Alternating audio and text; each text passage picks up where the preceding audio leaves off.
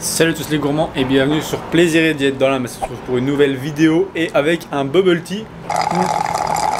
Oh, il est bon. C'est des milk tea, donc c'est tout simplement Taiwan milk tea, c'est des thés noirs de Taïwan, mais mélangés avec du lait et des bubble tea, donc c'est des petites billes de tapioca ou un truc comme ça. C'est assez sympa. Par contre, ce qu'on fait, c'est que l'avantage du bubble tea comme celui-là et pas des bubble tea, on va dire version soda, c'est qu'il vous demande la quantité de sucre que vous voulez dedans. Et nous, on demande sans sucre, on rajoute notre stevia 0 cal, et donc on a un truc qui est moins calorique, qui est sympa, qui est un peu caféiné, qui donne de la motivation pour être focus sur les coachings, puisqu'on est actuellement lundi. Les coachings c'est de samedi à lundi inclus, donc pendant 3 jours complets où on bosse 12 heures par jour ici à Bangkok. Je suis toujours à Bangkok comme vous l'entendez derrière moi. Et donc on se retrouve aujourd'hui pour une vidéo où je casse un mythe.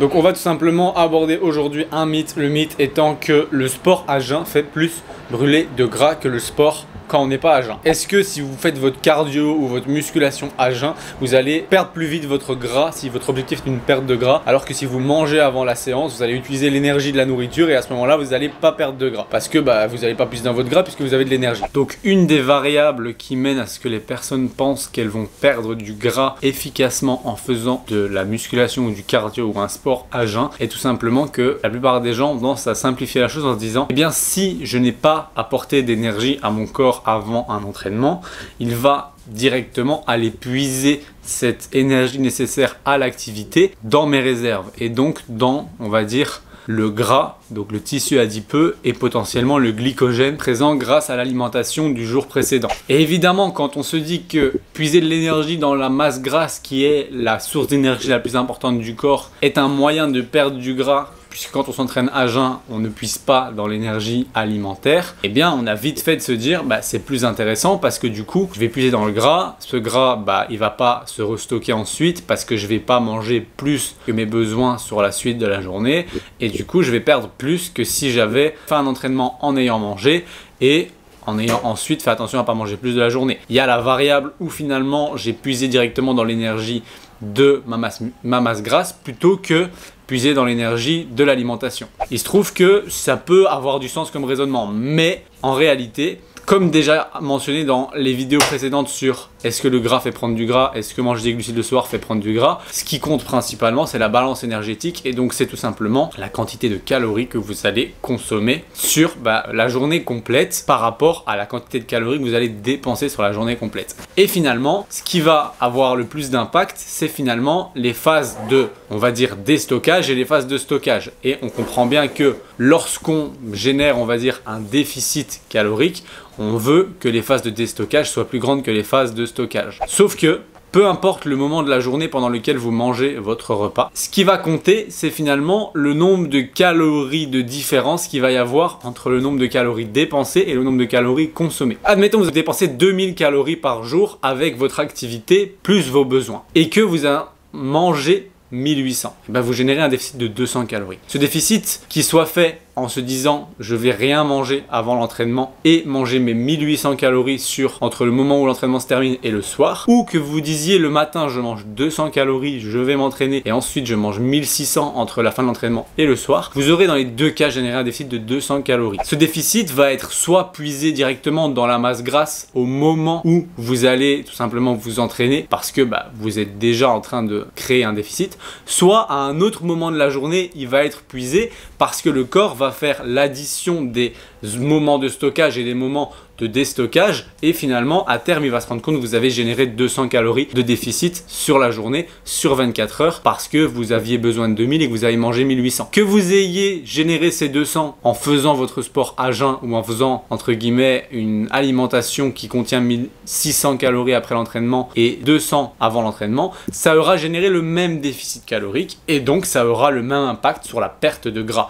Donc c'est pas parce que vous vous entraînerez à jeun que vous aurez entre guillemets des résultats plus intéressants sur la perte de gras. Certes, l'énergie puisée pour le sport sera potentiellement dans le gras. On va pas se mentir, il peut même être dans le muscle aussi parce que si vous entraînez à jeun, vous allez peut-être aller puiser dans une des réserves les plus importantes dans le corps, la masse musculaire, ce qui n'est pas le cas si vous n'êtes pas à jeun. Donc finalement, vous vous retrouvez à un déficit similaire Et si le déficit est similaire en s'entraînant à jeun qu'en s'entraînant pas à jeun, l'impact sur la masse musculaire va être différent, mais l'impact sur la masse grasse va être la même. Parce que vous allez vous entraîner à jeun, donc vous allez risquer de puiser dans votre muscle et donc de perdre un petit peu de muscle, et ça c'est pas cool. Par contre, en gras, vous allez perdre pareil parce que la différence de 200 calories de déficit est la même, et donc l'impact sur la masse grasse à terme, sur 24 ou 48 heures, sera la même.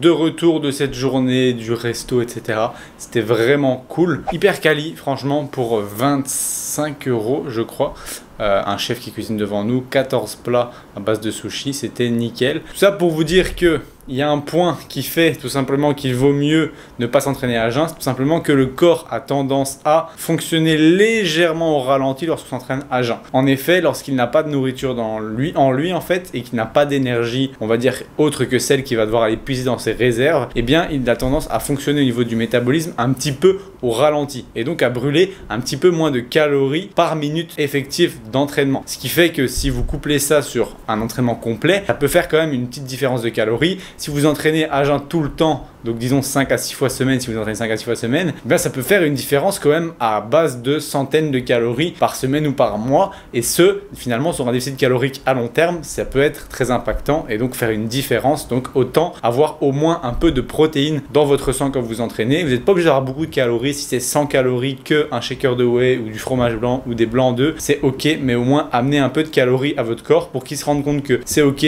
on n'est pas en mode ralenti, et donc il dépense autant de calories que nécessaire pour l'activité. Et si à la fin de la journée le nombre de calories totales est le même, il y aura le même impact sur la perte de gras, et peut-être même un impact plus intéressant si vous mangez, car comme vous l'avez compris, si vous mangez, vous allez avoir moins de risque d'aller puiser dans vos protéines pendant l'entraînement, et donc d'aller perdre un peu de muscle en puisant dans les protéines des muscles, et donc à terme d'avoir un besoin en calories moins important puisque vous avez moins de masse musculaire puisque vous venez d'en perdre. Donc faites attention à ça, pensez-y. Quant à moi, j'espère que cette vidéo vous a plu. Si c'est le cas, vous pouvez toujours cliquer sur j'aime et même vous abonner. Pensez à cocher la cloche de notification pour être averti de la prochaine vidéo, puisqu'en ce moment il y a 10 mythes, on est au 4e, il y en a un par jour pour tous les jours qui viennent, donc encore 6 jours avec les mythes. Donc restez connectés et moi je vous dis à demain.